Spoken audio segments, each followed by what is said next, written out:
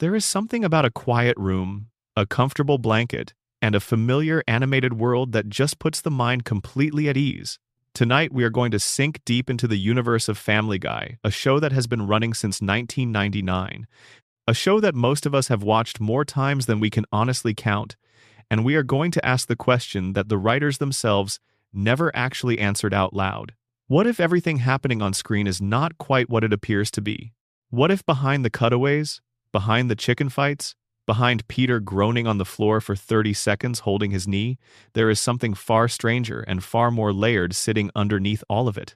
Fan theories about this show have been circulating since the early days of internet forums, long before Reddit gave them a permanent and searchable home. Some of them are lighthearted, the kind of thing you read, smile at, and move on from within a few minutes. But others are genuinely unsettling in the best possible way, the kind that settle into the back of your mind while you are rewatching an episode you have seen a dozen times, and suddenly make you pause the screen and look at something you thought you already understood. Tonight, we are going to work through the best ones, slowly and thoroughly, with full attention to every strange detail the show has left sitting in plain sight across more than 2 decades of television. Get comfortable. This is going to take a while, and that is entirely by design. There is no rush here. Let the words wash over you slowly. We have a lot of ground to cover together, and all of it is worth taking the time to really sit with. Section 1. The multiverse is not a theory. It is a confirmed fact of the Family Guy universe, and it changes absolutely everything. Let us begin with something the show itself actually confirmed on screen before we venture into speculation at all. The Family Guy multiverse is real. It is not an invention of the fan community. It is not something conjured out of thin air during a late-night session by someone who wanted to make sense of continuity errors. The show went out of its way to establish it explicitly, on screen. In an episode the writing team clearly had a great deal of fun putting together, and in doing so they accidentally opened a door so wide that you could drive a loaded truck through it sideways and still have room on either side.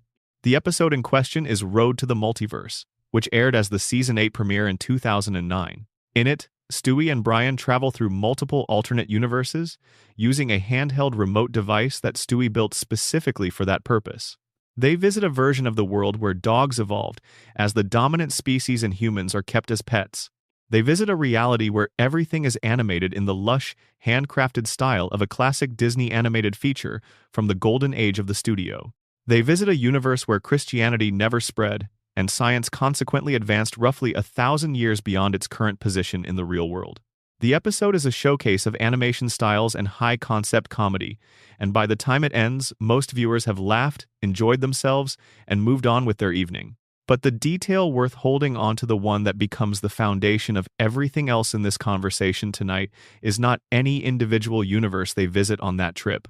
It is the simple, unavoidable, explicitly show-confirmed fact that those universes exist at all, that Stewie built something capable of reaching them, that the infrastructure for parallel realities is a confirmed and actively operating feature of the world these characters inhabit. The multiverse in Family Guy is not a metaphor. It is furniture. It gets more specific than just that single episode. In the mobile game Family Guy, The Quest for Stuff, there is an item described as the multiverse machine, and the description Stewie provides for it uses a word that matters enormously once you start applying it to the questions the show raises about its own internal consistency. He states that there is an infinite number of multiverses, not a large number, not a countable set of parallel worlds that could theoretically be cataloged and eventually exhausted by someone with enough time and a good enough device, an infinite number. That specific word carries enormous weight when you begin to use it as a lens through which to examine 25 seasons of Family Guy. What does infinite mean in this particular context? It means that every possible variation of the Griffin family exists somewhere within this system. Every choice Peter could have made differently, every moment that went one way instead of another, every version of these characters shaped by different circumstances, different relationships, different histories. There is a branch for all of it. Every episode that seems to contradict an earlier one. Every character detail that shifts quietly between seasons without explanation. Every moment of internal inconsistency that the writers appeared to brush past without acknowledgement. All of it becomes potentially coherent if you accept the multiverse as the operating framework, rather than treating these inconsistencies as production oversights in a long-running television show. and there are a significant number of those inconsistencies to account for across the run. Think carefully about what the show has done to its own continuity over more than 25 seasons. Peter Griffin has been established as the biological son of an Irish man named Mickey McFinnigan, yet he looks essentially identical to his stepfather Francis Griffin, and across various episodes he appears to share ancestry with enough historically notable figures to fill a considerable portion of a history textbook. His intelligence level varies so dramatically between episodes that holding a single coherent picture of his cognitive abilities in your head becomes genuinely difficult. He can display surprising emotional perceptiveness and situational wisdom in one storyline and demonstrate an inability to understand basic cause and effect in the very next episode. Lois has backstory details scattered across the seasons that do not quite cohere when you try to assemble them into a single biography. Cleveland left the show, ran his own spin-off for 4 full seasons in an entirely different city with an entirely different family unit around him, and came back as if the whole thing had been a brief and relatively unremarkable vacation. Brian died and was brought back with the help of time travel, and the show barely flinched in either direction. The setting of Quahog, Rhode Island remains broadly consistent, while specific details of its geography and population shift without comment or explanation. The children of the Griffin family have remained teenagers and a toddler for over 25 years without perceptibly aging in any direction. The standard explanation for all of this is that a writer's room operating under television production pressure across a quarter-century of episodes will inevitably have continuity gaps, and that explanation is certainly true and accounts for a meaningful portion of what we are looking at. But fan theory culture has always been more interested in the alternative reading, the one where the inconsistencies are not production accidents but symptoms of something the show has left deliberately unaddressed, or perhaps something that the show itself does not fully understand about its own nature. The theory that has taken hold most firmly in the fandom works as follows. The Family Guy we watch is not a single continuous story unfolding for a single family in a single linear timeline. It is a kind of sampling across multiple iterations of the Griffin family, pulled from different positions across the confirmed infinite multiverse. Each episode is another version. The Peter who feels genuine remorse at the end of a Season 2 storyline, who hugs Lois after some disaster and means every word of his apology, is not necessarily the same. Peter who, in a much later season, pushes Lois underwater to escape what he thinks is a shark, abandoning her without a moment's hesitation. They are similar people shaped by similar circumstances, inhabiting similar bodies, living at the same address on the same street. But they are variations on a theme rather than a single continuous individual moving through time. This becomes considerably more interesting when you add the Back to the Pilot episode, which aired in Season 10. In it, Brian and Stewie use Stewie's time machine to travel back to the events of the very first episode of Family Guy. While they are there, Brian makes the fateful and extremely misguided decision to warn his past self about the September 11 attacks. This creates a branching timeline that spirals outward, generating multiple versions of both characters simultaneously occupying the same space. By the episode's conclusion, several different Brians and Stewies from different timeline branches have appeared and are trying to interact with each other. One Brian from an alternate future arrives with his throat cut. Past selves and present selves are attempting to negotiate.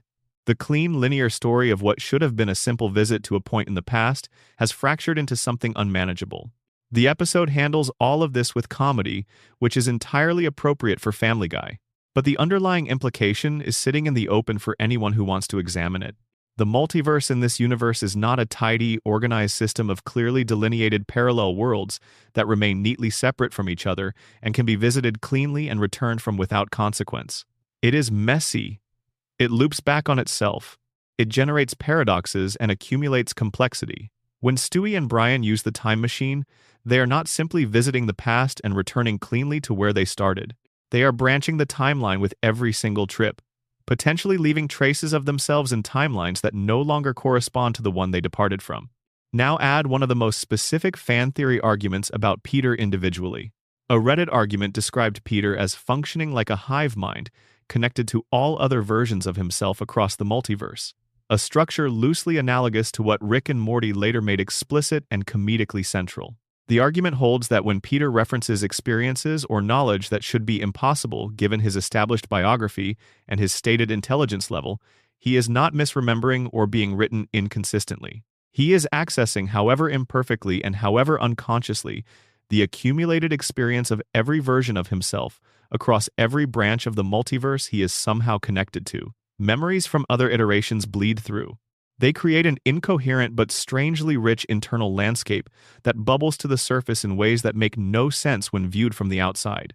Another theorist extended this framework and proposed that if Peter carries some heritable form of multiverse hive mind connection, it might explain something that no other theory about Stewie fully accounts for. Stewie Griffin, 1 year old, demonstrates knowledge and capability that should be impossible for any individual mind to arrive at independently from the resources of an infant's lived experience. He builds functioning time machines. He constructs energy weapons of extraordinary sophistication. He has detailed knowledge of advanced physics, engineering, history, and military strategy. He speaks with vocabulary and an accent that no one around him modeled, taught, or introduced him to at any point the show has depicted. If Stewie is not drawing purely on his own individual cognitive resources, if he inherited some version of Peter's multiverse connection and is synthesizing information from every possible version of himself across every branch of the infinite system, then his genius is not a single mind's achievement. It is the product of an effectively infinite library of Stewies, each one contributing the discoveries and insights of their particular life, all of it feeding back to the one sitting in the high chair in the nursery on Spooner Street. The time machine was not Stewie's first step toward the multiverse. It was his first step toward making explicit and physical a connection to the multiverse that he had been born with and had been drawing on unconsciously since before he could walk. The fan theory framework also applies the multiverse lens to one of the most persistently discussed shifts in the show's entire history: the dramatic change in tone and character between the original 3 seasons and everything that followed the 2005 revival. The early show had genuine warmth running through it. The characters loved each other in complicated and imperfect ways, but the love was present and legible. The post-revival show, particularly from season 8 onward, became progressively colder and more comfortable with cruelty, in ways that went far beyond tonal drift or changes in writing room composition. The theory answers this simply and elegantly. The show that returned in 2005 is set in a different branch of the infinite multiverse than the show that was canceled in 2002. The events of the original 3 seasons happen to one Griffin family in one particular corner of the infinite possibility space. The revival follows a Griffin family from a parallel branch similar enough in every visible surface detail that the show could present the return as a straight continuation, but operating under subtly different internal rules. This Peter is slightly crueler by nature. This Brian is slightly more self-serving. This version of the family has slightly less warmth between its members because in their branch of the multiverse, that warmth was never quite as present. They are recognizable variations on the original. They are not the same people. When Brian and Stewie travel back in time and back to the pilot, the full version of this theory suggests they genuinely are visiting a different universe, not just a different point in their own timeline. They are touching the original branch, the one where the show began in 1999 and was canceled twice. The original Griffins are still out there somewhere in the system, in a branch that Fox's decision to revive the show never reached across to reclaim. The infinite multiverse does not just explain the inconsistencies. It reframes the entire show as an anthology of parallel Griffin families, each one a variation on a theme, connected by the visual language of the animation and the recurring names on the mailbox at 31 Spooner Street. Hey, before we keep going, drop a comment right now and tell me where you are watching this from and what time it is there. I genuinely love seeing that, and it helps me understand who this community actually is. And if you have not subscribed yet, now would be a great moment. It helps more than you know, and it keeps these long videos coming regularly. Section 2, Peter Griffin is functionally immortal, and the show has been quietly telling you this for decades. Let us settle into something that sounds completely absurd on the surface, but becomes genuinely harder to dismiss the more carefully you go through the available evidence. Peter Griffin cannot die. Not in any lasting, meaningful, permanent sense. The man has survived things that would have killed any ordinary person dozens of times over, across dozens of seasons of television, and the show has never once made a sustained attempt to explain why. The working theory held by a meaningful portion of the fan community is that this is not lazy writing or standard cartoon physics, doing what cartoon physics has always done. It is a defining characteristic of Peter Griffin himself, one that the show has quietly embedded into the fabric of his existence from the beginning, consistently enough that it functions as a structural rule. Start with the most concrete layer of evidence, the things that should have killed Peter and demonstrably, repeatedly, did not. He has been shot multiple times across various episodes. He has fallen from extreme heights. He has been crushed under heavy objects. He has been burned. He has been electrocuted in circumstances depicted with enough visual specificity that there is no ambiguity about what happened. He has been blown up in multiple different contexts and by multiple different mechanisms. He has been mauled by large animals. He has been run over by vehicles. He has been submerged in environments immediately fatal to any biological organism operating under the rules of the physical world. Each time, the show dispenses with the consequence entirely. He wakes up, he walks away, he is fine in the next scene. Not recovering. Not dealing with lasting trauma. Fine. The standard response to this observation is that it is simply how cartoon physics works. And to some genuine degree that is true. Characters in animated comedies have always had a different relationship to physical consequence than characters in live action. Wile E. Coyote fell off cliffs and reappeared fully intact in the next frame. Tom and Jerry inflicted catastrophic violence on each other weekly with no lasting consequence. There is a long and well-established tradition in animation of treating the physical integrity of characters as a renewable resource that refills between scenes, and Family Guy has always participated in that tradition. But here is where Peter's situation diverges meaningfully from standard cartoon immunity, and this divergence matters enormously. The Family Guy universe does not apply cartoon physics universally. It applies them selectively, and the selection reveals something important. Death in this show is real for most characters. It carries narrative weight. Diane Simmons, the newswoman, was killed off and never returned. Various supporting characters across the run have died with finality. And most significantly, Brian Griffin died in Season 12. He was hit by a car and died on the veterinary table while the family watched, and the show treated that death with a sincerity that was startling given how rarely the show commits to that register. The show introduced a new dog named Vinny, written with genuine warmth, and ran him for 2 full episodes before time travel intervened and undid the death. The show treated Brian's death as real. It treated the mourning as real. It treated the replacement as a genuine necessity, because in this universe, death is what it is.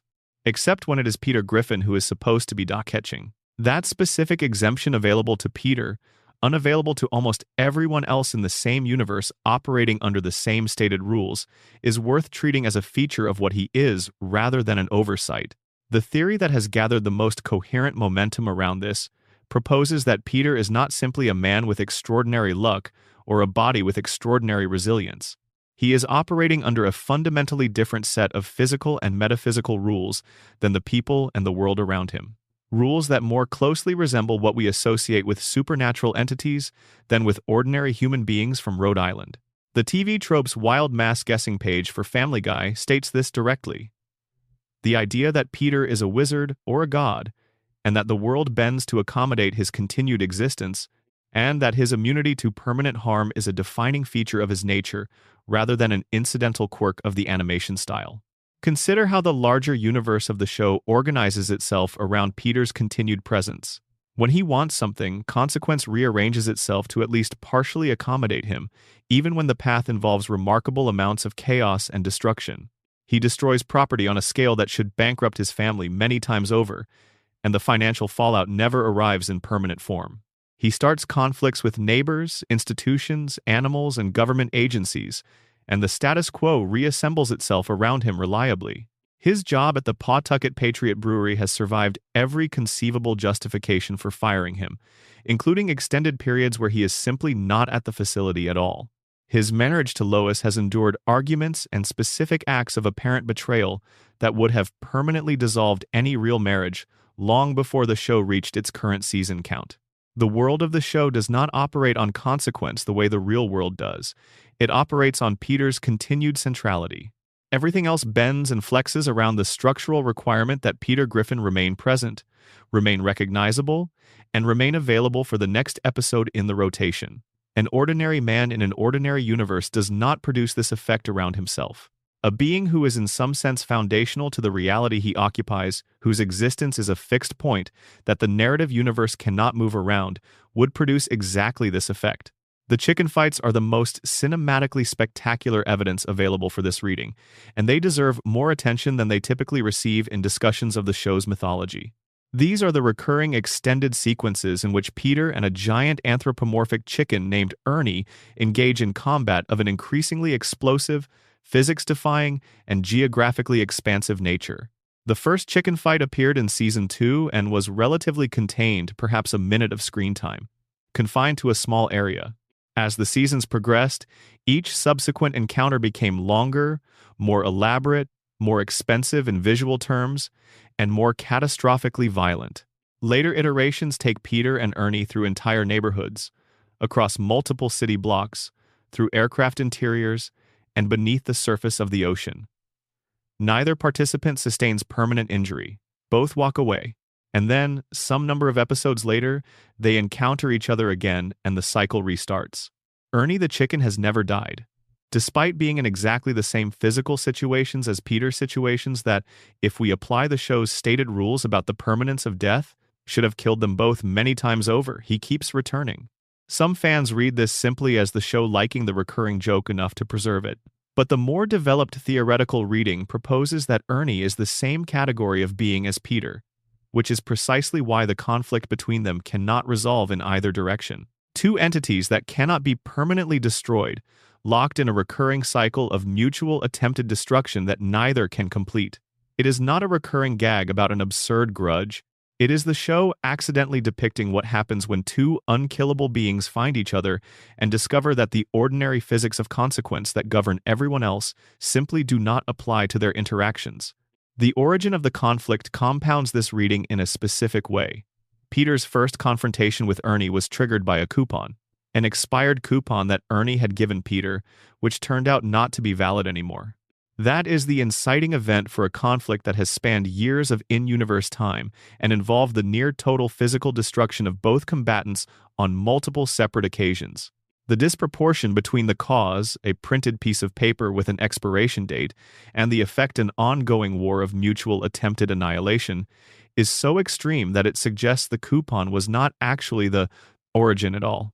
It was an excuse, a surface event that provided initial friction for something that had been building or waiting in both of them, for reasons that have nothing to do with promotional restaurant discounts. Two beings who exist outside the normal rules of mortal consequence encountered each other on a suburban street, found in each other something they recognized, and discovered that whatever they are to each other is not something that can be left alone. The continuity reset is the other major pillar of the immortality argument, and it extends the theory beyond simple physical unkillability into something philosophically stranger. When Peter experiences something that should change him in a lasting way, genuine grief for a loss, a revelation about his history, a moment of real moral growth, a physical transformation, the show commits to for more than a single episode. The reset arrives with the reliability of a tide. He does not carry the lesson forward. He does not gradually become a different person based on accumulating experience. He returns to baseline with the consistency of a being who cannot be permanently altered by anything that happens to him. This is peculiar because it is not universally true of the other characters on the show. Brian's alcoholism is consistent across seasons. Quagmire's defining attitudes are consistent. Joe's relationship to his disability and his identity is consistent. These characters carry their defining qualities in ways that suggest genuine continuity of experience. Peter does not work this way. He is not consistent in the way a character shaped by accumulated experience is consistent. He is constant in the way a fixed point in a coordinate system is constant. He is always there. He is always himself. Experience does not adhere to him because experience is not supposed to. Whatever he is, it is not the kind of thing that time and consequence mark in the way they mark ordinary beings. In the Season 10 episode where Meg delivers her careful and devastating account of how Peter has treated her across the years, naming specific behaviors, describing specific incidents, making a case that is both entirely accurate and entirely unanswerable, Peter's response is to laugh. He is not performing dismissal as a defense mechanism. He is not deflecting discomfort with humor because the truth is too painful to absorb directly. He simply laughs, as if the words she is speaking have no point of contact with anything he registers as meaningful feedback about himself. And the following episode, nothing has changed. Not because the writers reset for convenience, though that is certainly the production explanation. Because nothing can change. Because Peter Griffin exists in a different category from the people around him, and the show has understood this on some structural level since at least the moment it became clear that he was going to survive, unchanged and unremarkable, everything the world was capable of putting him through. Section 3, Brian Griffin is running from something he cannot fully name, and it has been reshaping him since Season 1. Of all the characters living at 31 Spooner Street, Brian Griffin reads most clearly as aware that something fundamental is wrong, not wrong in a fixable, specific way, but wrong in a deep structural sense that has no obvious resolution. The dog who started the show as its voice of reason, its sardonic and grounded anchor, has spent season after season sliding toward a particular kind of despair. The show frames this as pretension, self-destruction, and character inconsistency. But the fan theory community's reading, built carefully over years of close attention, proposes that what looks like arrogance and self-defeat is something far more coherent and far more painful when examined from the right angle. Brian is a talking dog. He walks on two legs, drives a car, orders martinis, writes literary fiction, and participates in human social life as an apparent equal. In the world outside the front door, this is impossible. He knows it is impossible. He can see the gap between what he is and what the world is designed to accommodate. He cannot grow old and be taken seriously as a mature intellectual because a dog aging is a dog approaching the end of its lifespan, and everyone he cares about would outlive him by decades under ordinary biological rules. He cannot leave Quahog and build a different life because the show will not permit it. The world returns him to Spooner Street with the reliability of a gravity field. He cannot finish the novel that defines his self-image as a writer of consequence, because finishing it would require the story to commit to what comes next, and committing to what comes next would change what Brian is in a way the show has consistently refused to allow. The theory that Brian is consciously or semi-consciously aware of his own situation draws on a cluster of evidence that becomes progressively harder to attribute purely to character inconsistency the longer you examine it carefully. Begin with the drinking. Brian drinks heavily and consistently across the entire run of the show. The series frames this as a character trait, a recurring visual joke, a detail that gives him texture and establishes a particular kind of personality.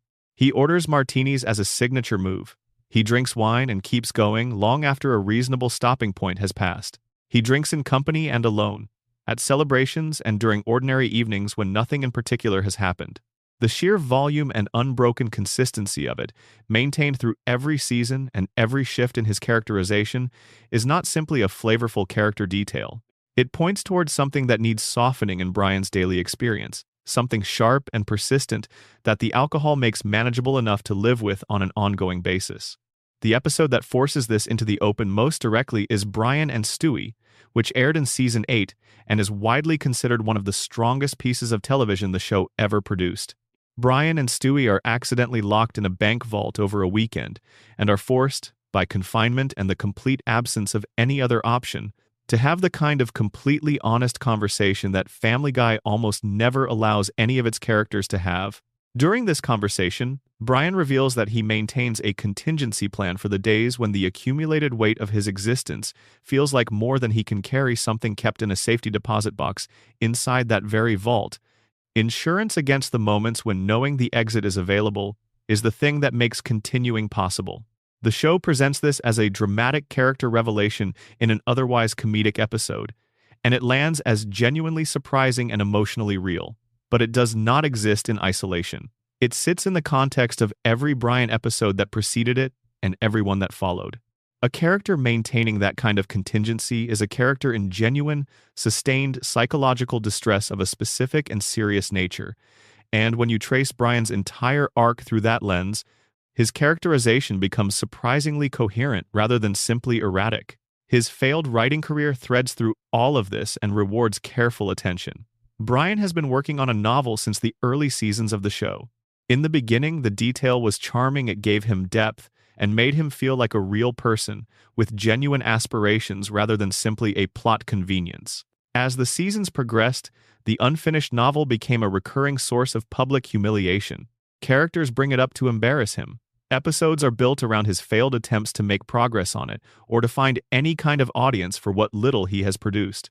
When he finally publishes something in Season 9, it is a self-help book called Wish It, Want It, Do It, written quickly, without investment or genuine care, as a product manufactured for a market rather than an expression of something true he wanted to say.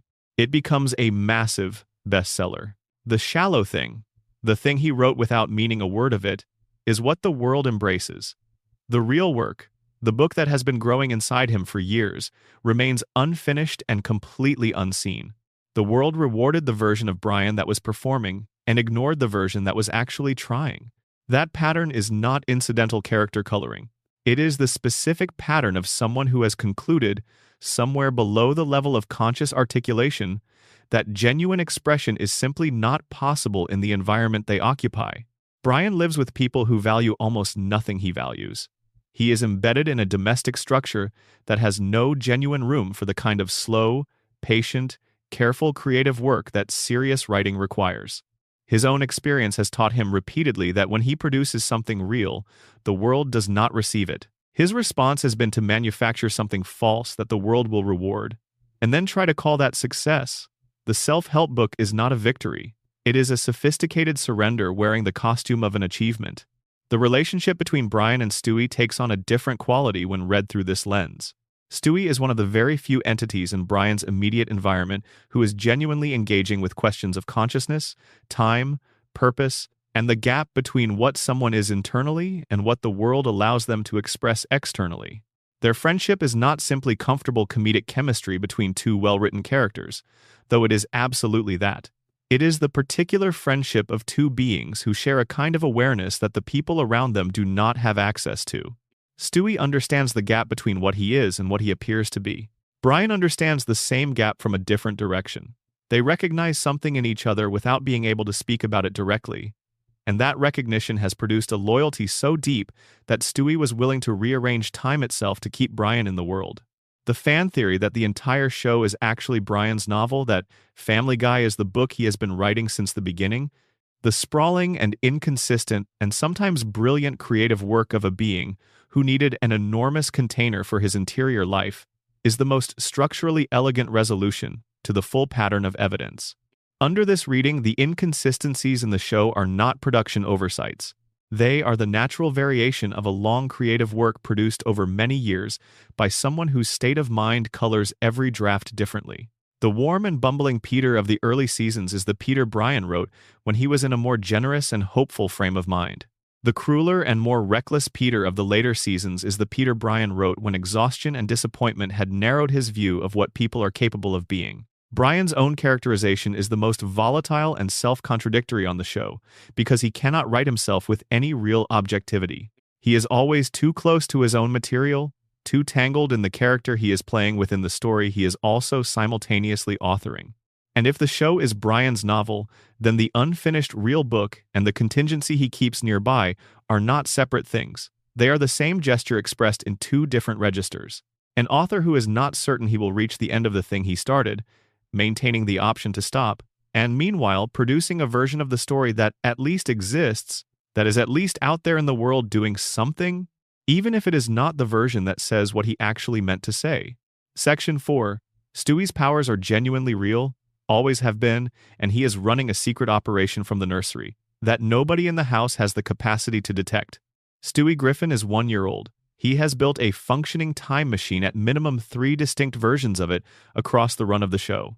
He has built energy weapons of considerable sophistication, mind control devices, weather-altering machines, and a teleportation system. He once stepped outside the space-time continuum itself during a malfunction, found that the laws of physics do not apply in that void, and engineered his own return to reality by overloading his return pad's reactor to generate enough energy to blast himself and Brian back into the universe. And in the episode The Big Bang Theory, it is revealed through a recursive time loop that Stewie is responsible for the Big Bang itself, the origin event of the entire observable universe. A 1-year-old baby in Rhode Island is the reason everything exists. Let that settle for a moment before continuing. The theory surrounding all of this is not primarily about whether Stewie is powerful. The show makes that explicit and recurring. The theory is about what Stewie is doing with that power when no one is watching, and more specifically why he continues, season after season, to remain in the nursery at 31 Spooner Street, rather than acting on the unlimited capability his inventions clearly provide. The show's early explanation was that his plans are foiled by the chaos of ordinary domestic life. His schemes collapse because Lois needs him to eat his peas, because Peter is too loud, because the friction of suburban family existence keeps interrupting his extraordinary ambitions. The comedy comes from the gap between what he is trying to accomplish and the smallness of the arena he occupies. But as the seasons progressed and the evil genius plots became infrequent and eventually rare, the show never fully replaced that early explanation with anything new. He just stopped trying to conquer the world and started going on adventures with Brian instead. The writers have acknowledged in interviews that they felt the evil baby concept had been taken as far as it could go. Fan theory culture is rarely satisfied with the authorial explanation when the fictional one is more interesting. The fictional explanation that holds up best across all available evidence is this: Stewie stopped pursuing world domination because he already knows how the story ends. He has been to the future. In Stewie Griffin, The Untold Story, a future version of Stewie gives the current Stewie a glimpse of what his life becomes if he continues on his established trajectory. The future is not triumphant. The future Stewie is diminished in every way that matters, living a small life that bears no resemblance to the global ascendancy he spent his infancy working toward. That glimpse of his own destination is what the theory proposes as the genuine turning point. Not boredom on the writer's part, but a strategic reassessment by the character himself, based on real information about where the road was leading. He did not abandon his ambitions because someone stopped him, or because he ran out of ideas. He looked ahead, saw where they were going, and chose differently. The creative energy did not disappear when the explicit world domination plots faded. It redirected. The weapons became the time machine. The schemes became adventures. The obsession with controlling and dominating everything around him became, paradoxically, a relationship with Brian built on something closer to genuine care and mutual investment than any of his earlier schemes ever required. Here is where the theory becomes genuinely interesting. Even in the later seasons, when the explicit evil genius storylines have largely gone, Stewie's nursery is still a functioning laboratory. He still builds things. He still uses the time machine. He still has capabilities that dramatically exceed anything any other character on the show can access. The change is not in his power. It is in his transparency about it. In the early seasons, Stewie announced his intentions in long-delivered monologues directed at whoever happened to be in the room with him, regardless of whether they were listening. In the later seasons, he operates quietly. He has Brian as the only person who knows the full extent of what he can actually do, and he runs his actual life, the one that genuinely matters to him, completely parallel to, and largely invisible from the domestic life the rest of the family occupies. They see the baby in the high chair. They do not see the rest of it. The theory about Stewie using his technology to prevent the Griffin family from aging is one of the most elegant structural arguments the fan community has produced. Family Guy has been running since 1999. By any normal progression of time, every character should have aged dramatically. Meg should be approaching 40, Chris should be in the same territory, Stewie should have long since left infancy behind and moved through childhood, adolescence, and beyond. None of that has happened. Characters remain at their established ages across decades of episodes. The show acknowledges this. Occasionally there is a moment in the Christmas Guy episode where Stewie is genuinely surprised to encounter yet another first Christmas. Aware in a way the show rarely allows its characters to be, that time is cycling in a way it should not be. The theory holds that Stewie is causing this deliberately, as the primary covert project he has been running from his nursery for a very long time. He does not want the domestic structure that gives his life its particular shape to dissolve into adulthood and inevitable change. He does not want to lose the one genuine relationship he has built with Brian. He has the technology to prevent time from moving forward in the way it is supposed to. The show has demonstrated his ability to manipulate aging directly in multiple episodes, including de-aging himself voluntarily. The step from managing his own relationship with time to managing everyone else's is not large for someone who accidentally caused the universe to begin. Under this reading, Stewie is not a brilliant baby who evolved into a softer, more emotionally available version of himself as the show matured. He is a brilliant being who decided, clearly and deliberately, that the world he has is worth preserving at the cost of everything else he once wanted. He is not running toward world domination anymore. He is running towards something smaller and more personal, and, in its own way, considerably harder to sustain. The preservation of a particular arrangement of people in a particular house, for as long as his technology allows him to maintain it, which, given what he is capable of, may genuinely be indefinitely. Section 5. Meg Griffin is the most important character on the show, and her role has been serving a purpose that the other characters cannot see and would not understand. This theory shifts the most profoundly when you give it enough time. Meg Griffin, the character of the show, spent the better part of a decade using as a recurring punchline, and as the designated recipient of everyone else's worst impulses, is actually the most structurally significant person in the entire Griffin household. Her position has not been random. It has been serving a function within the architecture of the family that, once understood, changes the meaning of almost every episode she appears in. Begin at the season 10 episode, Seahorse Seashell Party. The Griffin family is stuck inside during a hurricane. Meg, after years of accumulated mistreatment, reaches her limit and says out loud what she has clearly been carrying for a very long time. She delivers a precise, accurate, completely unexaggerated account of how her family has treated her. She names specific behaviors and specific incidents. She is not being dramatic. Everything she describes is verifiable against what the show has depicted across its run. And then the episode makes its structural argument. With Meg no longer absorbing the household's collective frustration, the family immediately begins to turn on each other. Peter attacks Lois. Lois lashes at Chris. Brian finds himself on the receiving end of contempt that had previously been routed around him. The family dynamic, organized around Meg as its primary pressure release point, collapses the moment she removes herself from that role. The episode ends with Meg voluntarily returning to her position. The hurricane passes. Normal service resumes. The surface reading of this generated legitimate and warranted anger when the episode aired. But the deeper reading is stranger and more interesting, and does not require us to assume the show had no awareness of what it was depicting. The episode proves with unusual structural honesty that without Meg, the family falls apart, which means Meg is not simply the person everyone picks on. She is the load-bearing structure of the Griffin family's psychological architecture. Her presence makes everything else functional. Remove her and the building collapses. That makes Meg, in every practical sense, the most important person in the house. The person whose function is least acknowledged is the person without whom nothing holds together. And here is the detail that elevates the theory. She knows it. When Meg goes to Brian at the end of that episode, she does not go defeated or broken. She goes having made a choice. She has seen exactly what happens when she steps out of her role.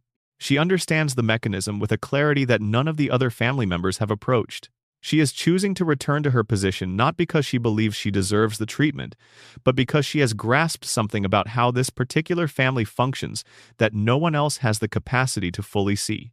That understanding is a form of power, even when it looks from the outside like submission. Extend this into the theory about Meg as a kind of cosmological anchor within the story. Every narrative needs someone whose function is to process consequence on behalf of the group, to absorb what other characters should be held accountable for, but are not. In the Family Guy universe, consequence does not distribute itself fairly or proportionally. Peter should face lasting repercussions for his actions and consistently does not. Brian's hypocrisy should cost him in genuine relational terms and largely does not. The consequence that should flow toward all of them pools instead around Meg, who bears it without permanently dissolving, without permanently leaving, and without losing the quality that makes her the most sympathetically recognizable person on the show. She keeps caring. That is what defines her across the entire run, through every season of diminishment and every episode of cruelty directed her way. She keeps wanting to be loved by people who have shown a very limited capacity to love her back. She continues trying to have the ordinary experiences that teenagers are supposed to have. Her persistence in the face of accumulated rejection is not weakness wearing the costume of virtue. It is the rarest quality available in the building. Peter does not persist, he acts impulsively and moves on without memory of what came before. Brian does not persist, he cycles through ambition and abandonment and returns to the same dissatisfied baseline. Meg persists. In a show where persistence in the face of consequence is what nobody else demonstrates, that quality might be the most powerful thing available in that household. The theory about Meg's real relationship to Stewie adds another dimension worth considering carefully. In a banned episode from Season 8, Lois makes a brief and apparently joking reference to Meg giving birth to Stewie. The show moves past it immediately without developing the idea, but fans noticed and built a theory around that single line. The proposal is that Stewie is not Lois's biological child, he is Meg's. Meg became pregnant before the show's timeline begins. Her partner left when he found out, and Lois agreed to raise the baby as her own, with Brian's help in maintaining the cover. Under this reading, Stewie's complicated and volatile relationship with Lois in the early seasons becomes less arbitrary. His hostility toward her might be the specific distress of a child who senses that the person presented to him as his mother is not what she claims to be, that his fundamental origin story is a fiction, and who responds to the presence of that unspoken lie with hostility he cannot source or explain. And Meg, in this reading, carries something far heavier than simply being the family's least appreciated member. She is holding the secret of her child's existence in a house where that child calls her his sister, in a family where the cover story has been maintained so thoroughly that the truth may be genuinely inaccessible to everyone except Meg and Lois and Brian. Section 6. The Simulation Theory. Quahog is an artificial environment, and someone else is responsible for running it. The simulation theory, as applied to Family Guy, is more specific and more grounded in the show's actual canon than generic versions of this argument that get applied to other long-running series. The show has explicitly demonstrated, on multiple occasions, that technologies capable of creating convincing, simulated realities exist within this universe. And at least one major organization in the connected animated universe has both the motivation and the resources to deploy those technologies at scale. The American Dad connection is where this theory starts and gains its most important traction. Seth MacFarlane created both Family Guy and American Dad. The two shows exist in a shared universe confirmed through multiple crossover moments. And American Dad features a recurring piece of technology called Vacation Goo, a device that places subjects into a fully realized, simulated reality that is completely indistinguishable from the real world when experienced from inside it. Participants live what feel like complete lives within the simulation. They experience time passing, relationships developing, events unfolding, with absolutely no perceptual indication that any of it is artificial. The CIA and American Dad's universe has access to Vacation Goo and has used it on family members without their knowledge or consent. The fan theory holds that when Stan Smith encountered Peter Griffin in one of the crossover moments between the two shows, something about Peter disturbed him enough to take action. The theory, most fully developed in fan commentary that has circulated online for several years, proposes that Stan had Peter captured and placed in a Vacation Goo simulation, where a constructed artificial version of Quahog was generated around him and populated with simulated versions of everyone he knew, while the CIA observed the results from outside the tank.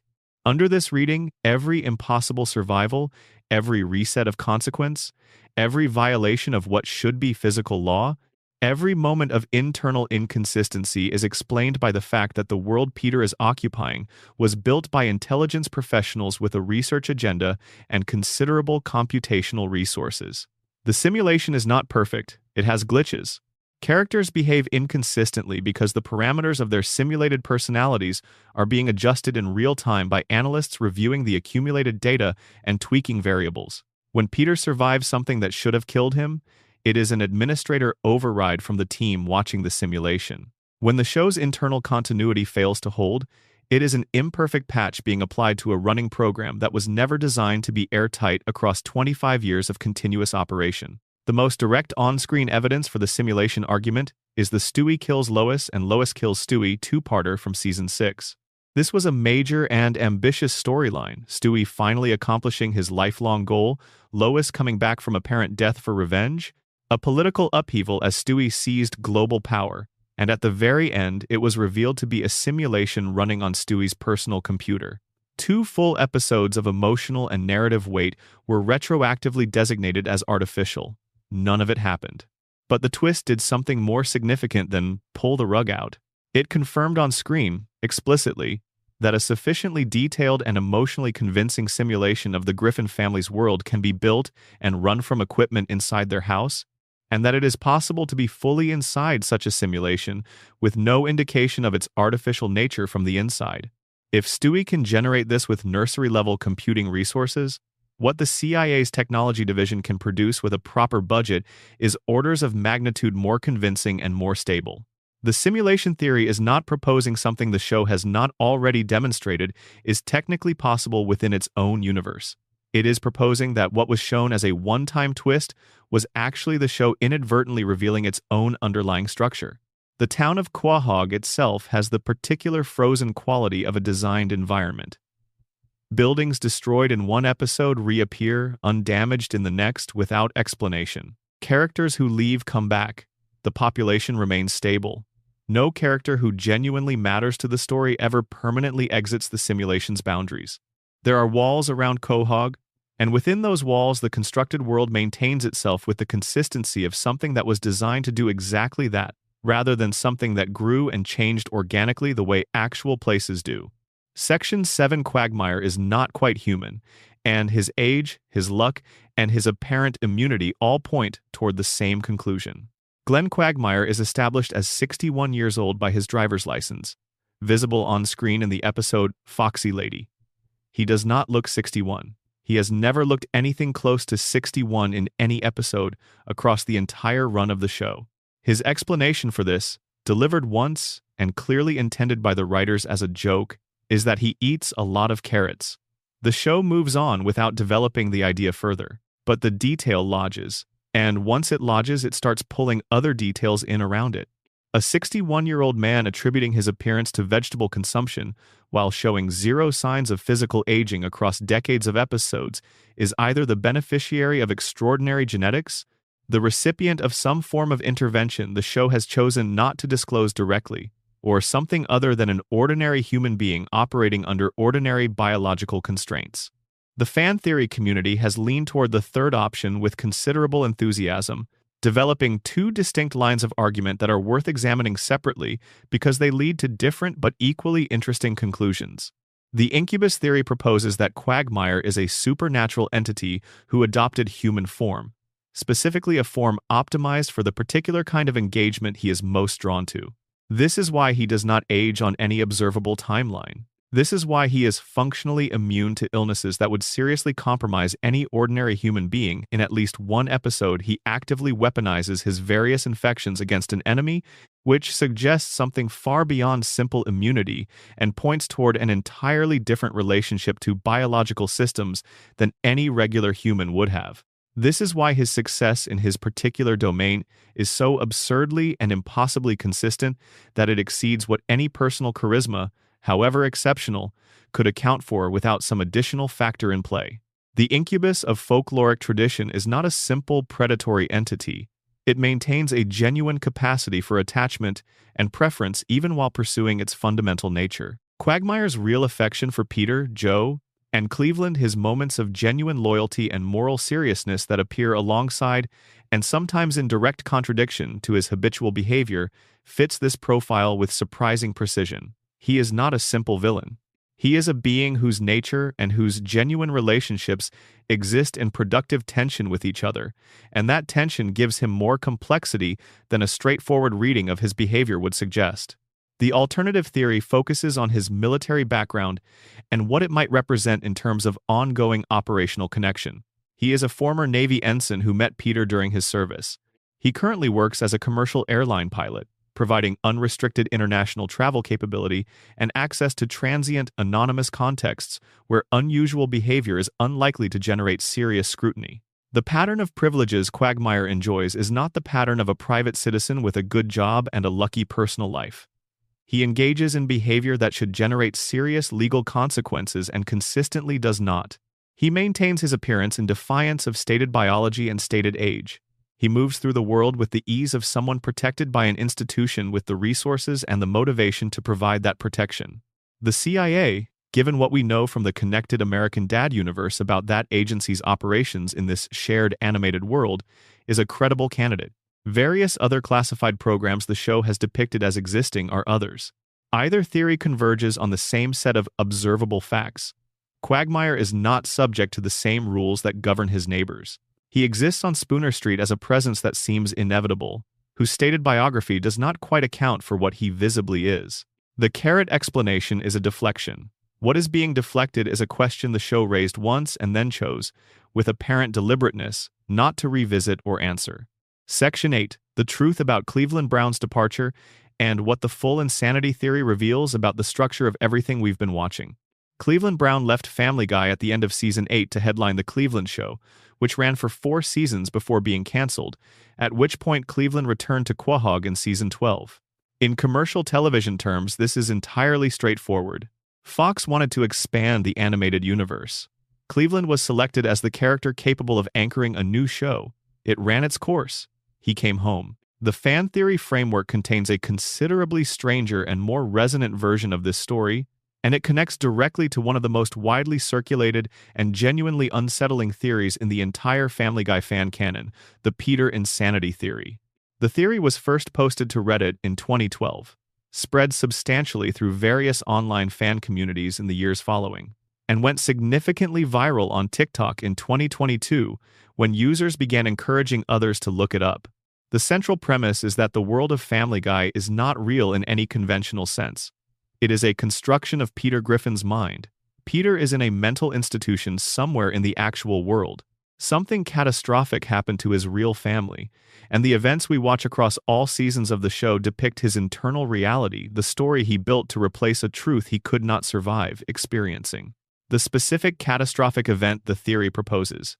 Meg, in the real world, was a popular and beautiful teenager who had a loving relationship with her younger brother Chris, who lived with a developmental disability. One night, she took Chris to a party. Driving home afterward, in an impaired state, she was involved in an accident that killed both of them. Lois, who was pregnant at the time with a third child, could not survive the grief of losing 2 of her children. Peter was left entirely alone with the loss of his complete family, including an unborn child he had been planning to name Stewie. He broke down entirely. He is now institutionalized. The show we watch across every season is the world his fractured mind generated to replace the one he lost. Elements of this theory connect to the show's actual content in ways that are genuinely uncomfortable to trace carefully. Meg is treated with contempt in Peter's constructed world because he associates the version of her he has created with the real Meg who was responsible for the accident. He cannot extend genuine warmth to her because she is the face of the worst thing that ever happened to him. He has inverted her real qualities in the fantasy, making her invisible and dismissed, rather than popular and admired, perhaps as a form of punishment. The fantasy allows him to apply without fully acknowledging what he is doing. Stewie is a genius in the constructed world because Peter believed the unborn child he never got to meet had enormous potential, and in the fantasy he has given that child every gift he imagined the boy might have had. Brian is the intelligence and literary aspiration that Peter has always known lived somewhere inside him, given a separate form, a voice of reason and cultivation that Peter himself could never quite access in his own person. The friends who appear in the show Quagmire, Joe, Cleveland are real people who visit Peter at the institution. When they are present with him, they appear in the constructed world and participate in his internal narrative. Cleveland stopped visiting regularly for an extended period. Peter's mind processed this as Cleveland moving away and generated the entire 4-season narrative of The Cleveland Show account as a way of explaining and containing his friend's absence in a form that made emotional sense within the logic of the delusion. When Cleveland resumed his visits, the main narrative reincorporated him.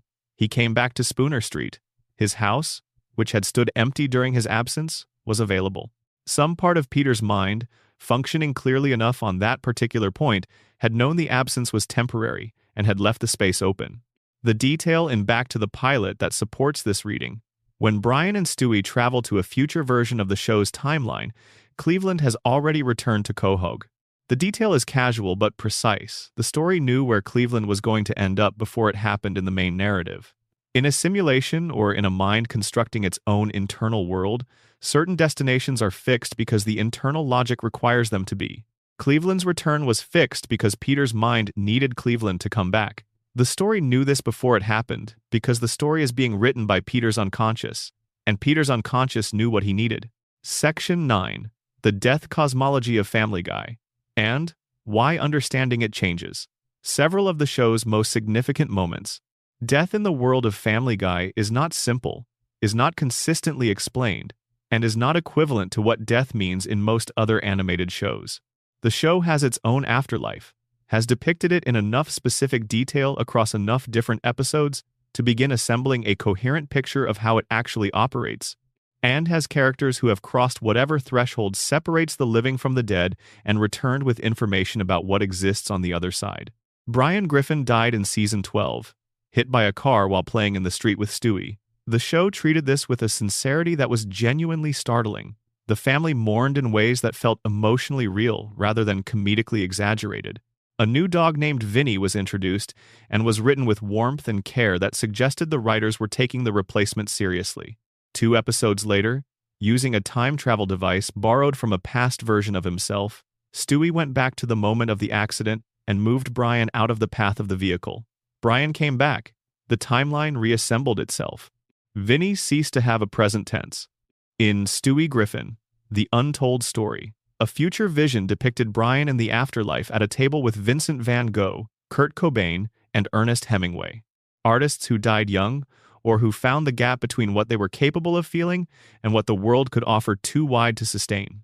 The show plays this as a joke about Brian's self-identification with tragic figures, and it does read as comedy. But the theory reads it as something the show confirmed about where Brian was eventually going, about the specific trajectory his life was on, and the specific destination that trajectory leads toward.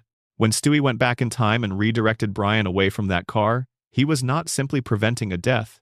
He was rerouting a being from a destination it had already reached in one version of the timeline. The Brian sitting in that afterlife at that table with Van Gogh and Cobain and Hemingway was not depicted as suffering. He was settled, at rest in a way that the living Brian, cycling through the same dissatisfactions and the same incomplete creative ambitions and the same failed relationships, never quite manages to achieve. Stewie chose love over cosmological correctness. He chose his own need for Brian's presence over whatever completion Brian had found or was moving toward. The show did not treat this as a moral question. The theory makes the moral question visible, even if it cannot answer it definitively. The purgatory theory extends this framework outward to encompass the entire Griffin family, and it is one of the most internally consistent readings of the show available. The theory proposes that the characters are not alive in the conventional sense. They are suspended in a state between what they were and what they are supposed to become, each one trapped in a form or a situation that is an inversion or an intensification of their truest nature. Stewie is a consciousness of extraordinary intelligence and creative capability locked in the body of an infant, unable to act fully on what he is, unable to be taken seriously by the world around him, unable to articulate in any terms the adults around him could receive what his interior landscape actually contains. Brian is a sophisticated and sensitive being, locked in the body of an animal, a form the world assigns a fixed and limited role, a form that precludes being taken seriously as an intellectual, regardless of the quality of his actual thinking. Lois is a woman of genuine privilege, capacity, and education, locked in a domestic arrangement that consumes her energy without satisfying her ambitions. Peter is a man whose best qualities have been progressively overwritten by the most extreme version of his worst ones.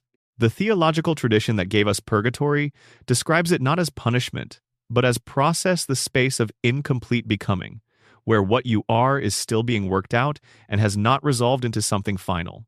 The intensification of the character's worst qualities as the seasons accumulate under this reading is not creative decay in the writing room. It is pressure, the kind of pressure that in that tradition eventually breaks something open into transformation rather than continuing to build indefinitely. Stewie's arc supports this reading most clearly of all the characters. He begins as purely malevolent. Every scene in Season 1 involves schemes to harm or dominate. He becomes complicated over time. He develops the capacity for genuine care, for sacrifice, for maintaining a friendship with the loyalty and depth that friendship actually requires. If the purgatory framework is accurate, Stewie is the character who has progressed furthest, who has worked through the most of what needed working through, and who is consequently closest to whatever the exit looks like from inside this particular arrangement. Section 10, The Griffin Family Curse, and Why the Show Gets Darker and More Extreme on Purpose, season after season. Every thread we have followed tonight converges on this final theory. The multiverse, Peter's immortality, Brian's awareness of his situation, Stewie's covert operations, Meg's structural role, the simulation, Quagmire's true nature, Cleveland's departure, the death cosmology. All of it connects to a theory that ties the loose threads into something uncomfortably coherent. The Griffin family is cursed. This is stated plainly on the TV Tropes Wild Mass Guessing page for Family Guy as a fan theory, and it proposes that the curse is the reason the show gets progressively darker and more extreme as the seasons accumulate. Peter gets dumber and more cruel, pushed past the point where any real person could recognize themselves in him. Meg becomes more invisible and more thoroughly dismissed. Brian becomes more pretentious and less capable of honest self-assessment. Stewie loses the defining quality that made him unlike any other animated character. The warmth between family members drains away steadily. The humor shifts from clever and surprising to harsh and repetitive.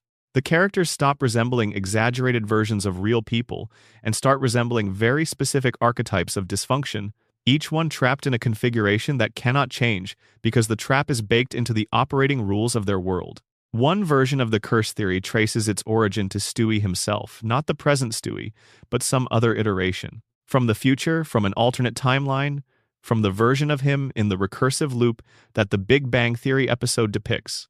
Stewie's causal relationship to the origin of the universe means that his existence is woven into the fabric of causality at the deepest possible level. A being who is foundational to everything that exists is also a being whose unresolved emotional distortions and imperfectly managed powers could propagate outward through time in ways that manifest as distortions in the reality nearest to him. His family is nearest. They live with the person who inadvertently caused everything to exist. The radiation of that proximity warps them over time in ways that accumulate across seasons rather than arriving all at once.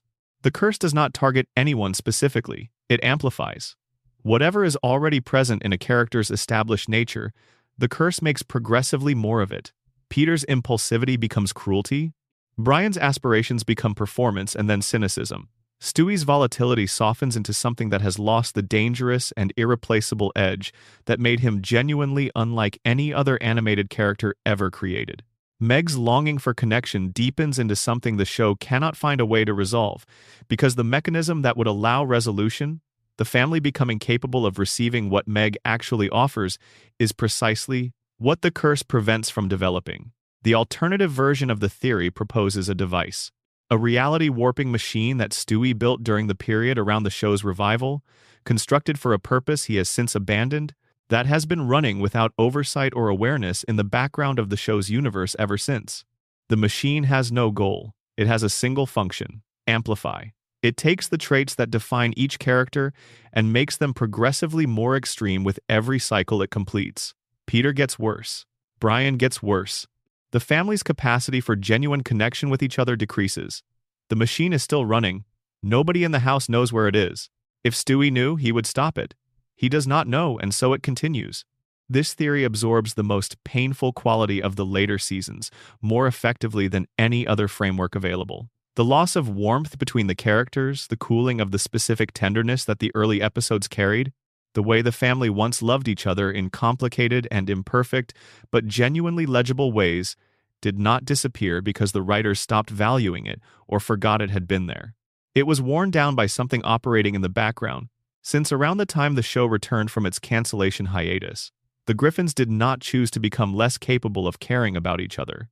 They were shaped into it by a process that none of them can see or name or resist, running somewhere in the walls of the house while they go about their days entirely unaware. The question the theory cannot fully resolve is whether any of this is reversible. Whether Stewie could find the machine, understand what it has been producing across all these years, and actually shut it off. Whether the Griffin family, relieved of 2 decades of amplification of their worst qualities, might slowly recover something of what the first 3 seasons contained.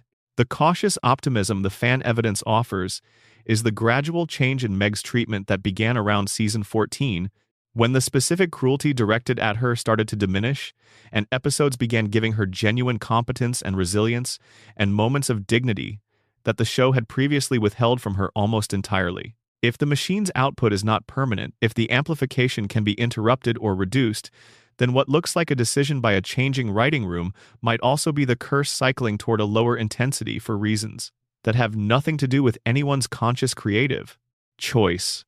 Or the machine is still running at its full original power, and what appears to be improvement is simply the curse expressing itself in a new direction, finding different qualities to intensify now that the most obvious ones have been pushed as far as they can go, moving into territory we have not yet fully recognized because we are still inside the moment when it is happening, watching it unfold in real time without the distance that would allow us to see the full shape of what is changing. Conclusion. We have spent a long time in Quahog together tonight. We traced the multiverse that the show confirmed is real, and followed it outward into the argument that every season might be a different version of the Griffin family from a slightly different branch of the infinite possibility space. We stayed with the strange, functional immortality of a man who cannot be permanently altered by anything the world puts him through. We followed Brian's awareness of his own trapped situation, the unfinished novel, the possibility that the show itself is the book he has been writing all along, sprawling, inconsistent, sometimes brilliant, never quite finished. We watched Stewie running his covert operation from the nursery, keeping everyone suspended in place because he has decided this particular arrangement of people in this particular house is worth preserving at whatever the cost turns out to be. We looked at Meg with genuine and patient attention at the structural role she actually occupies, and at the specific kind of power that persistence and invisibility produce when they belong to the same person for long enough. We considered what it means to live inside a simulation someone else designed and maintains. We thought about what Quagmire's carrots are not actually explaining. We traced what Cleveland's departure and return reveal about the people who claim to be Peter's closest friends. We followed death carefully through this universe and found a cosmology sitting behind the jokes that changes what those jokes actually mean when you look at them with full attention.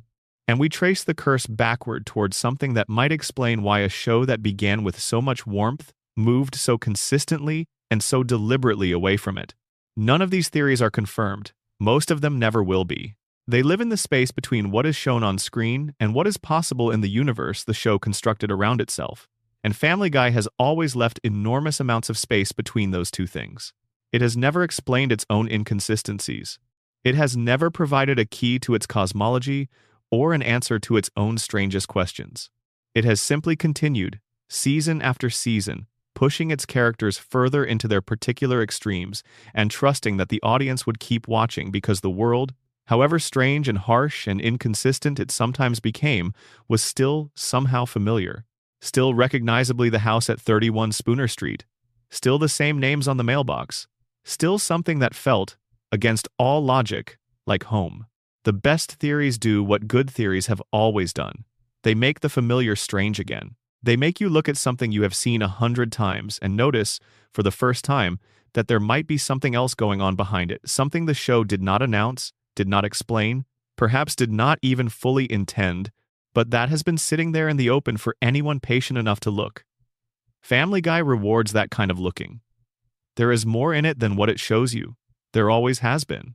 If this was the kind of video you enjoy, long, slow, detailed, the kind you can let play while you drift off and wake up still wanting to hear more, then subscribe. It keeps these coming. Hit like if you want the algorithm to send this to people who would enjoy spending a quiet evening thinking about a cartoon in considerably more depth than anyone involved in making it probably ever intended. Until next time, sleep well, wherever you are. End of script. Is less than. Expansion pass. Additional depth for all sections is greater than. Extended analysis. The multiverse theory. Additional evidence and implications. The multiverse framework gains even more strength when you look at the specific language the show uses to describe its own reality across different episodes. In the Road to the Multiverse episode, the device Stewie builds is not presented as experimental or uncertain. He wields it with the confidence of someone who has already done the theoretical work and is simply now making the engineering practical. He does not discover the multiverse in that episode. He confirms it. The distinction matters because it implies prior knowledge. Stewie already understood enough about the nature of parallel realities to build something capable of navigating between them. That prior knowledge had to come from somewhere. The episodes that followed Road to the Multiverse quietly reinforced the multiverse as an active feature of the world rather than a one-time gimmick. In Roads to Vegas, Brian and Stewie use a teleportation device that malfunctions and splits them, sending two versions of each character to Las Vegas simultaneously, one pair that enjoys extraordinary luck and one that suffers through catastrophic misfortune.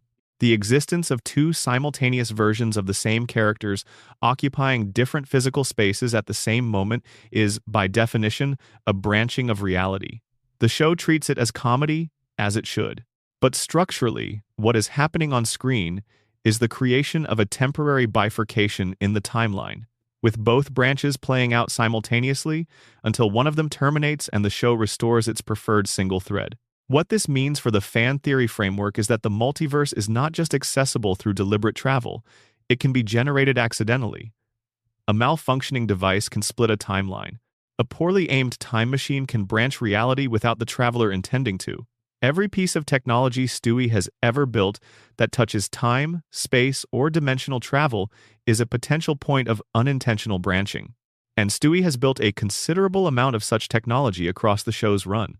If each use or malfunction generates new branches and the show's own episodes suggest this is exactly what happens, then the number of active Griffin family timelines that Stewie's various projects have generated across the years is potentially enormous.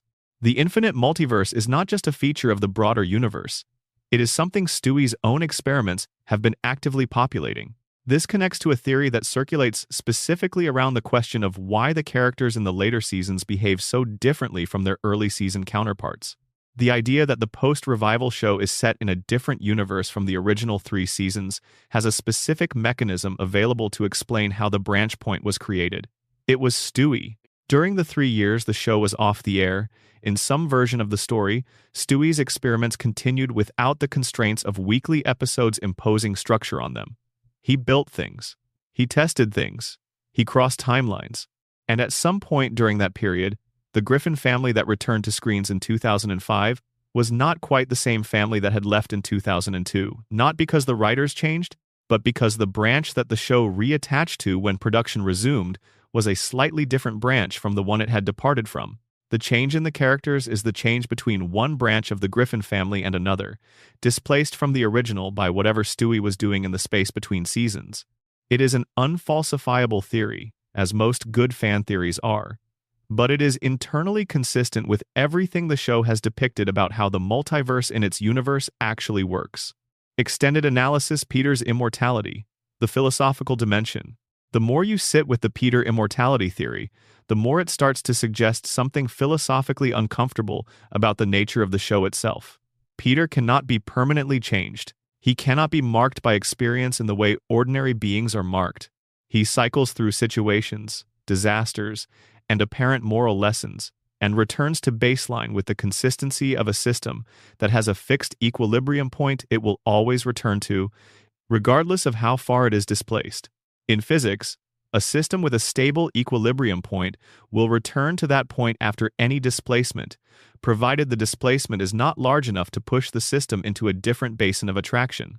Peter is a system with an extremely stable equilibrium point. He is, in the physics sense, highly stable. External forces move him temporarily and then release him, and he returns. Every episode is a displacement, every ending is a return. The equilibrium is Peter Griffin at his baseline, slightly cruel, not very bright, incapable of sustained growth, and fundamentally present. What would it mean for a character to be this stable? In a story about ordinary human beings, it would mean the character is not growing and the story has no arc. A valid criticism often leveled at the later seasons of Family Guy. But under the immortality framework, the stability is not a failure of storytelling. It is a feature of what Peter is. A being that cannot be permanently displaced is not a static character in the negative sense. It is an entity with a nature so fixed and so fundamental that experience, no matter how extreme, cannot alter what it is. The closest analogy in mythology is not a superhero or a god in the conventional sense. It is something older and stranger, the trickster figure. The trickster in folklore and mythology is defined precisely by this kind of stability, not the stability of virtue or dignity, but the stability of nature. Coyote in Native American traditions, Loki in Norse mythology, Anansi in West African and Caribbean traditions. These figures cause chaos, suffer consequences, die sometimes, come back, and remain fundamentally themselves regardless of what happens. They cannot be improved by experience because their nature is not the kind of thing that improves. They cannot be destroyed because their nature is also not the kind of thing that ends. They simply are what they are. across every iteration and every era, resetting to their baseline after each episode of displacement. Peter Griffin is the trickster. The chicken fights are the trickster's battle with fate recurring.